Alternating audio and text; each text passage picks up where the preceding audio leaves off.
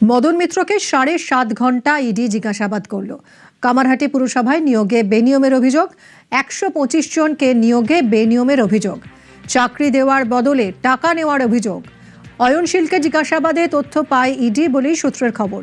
মদন মিত্রর স্ত্রী এবং ছেলেদের আগেই জিজ্ঞাসাবাদ করেছে ইডি। এবার মদন মিত্র তাকে ৭.৫ ঘন্টা ইডি জিজ্ঞাসাবাদ করল।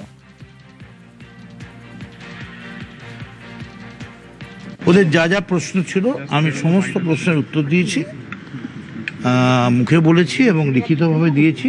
তারা যা যা উত্তর চেয়েছিল আমি সঠিকভাবেই দিতে পেরেছি।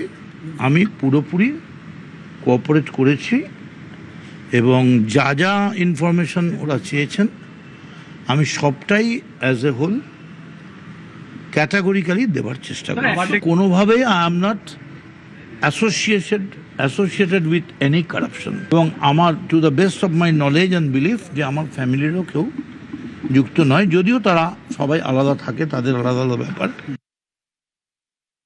আপনি মিত্রব্রত শিবিরে গিয়েছেন, তারপরেও তলব, কি বলবেন? এখন আমি তো এটা জানতাম না যে কোন শিবিরে গেলে তলব হবে, কোন শিবিরে গেলে হবে না।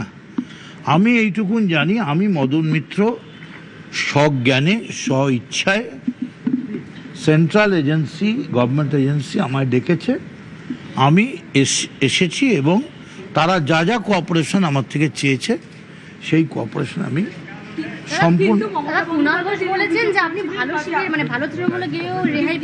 দেখুন, আমি একটা কথা বলি যে আমি কোনো ব্যক্তিগতভাবে হিয়ার্সের ওপরে আমি কোনো মন্তব্য করতে রাজি নই, ঠিক আছে?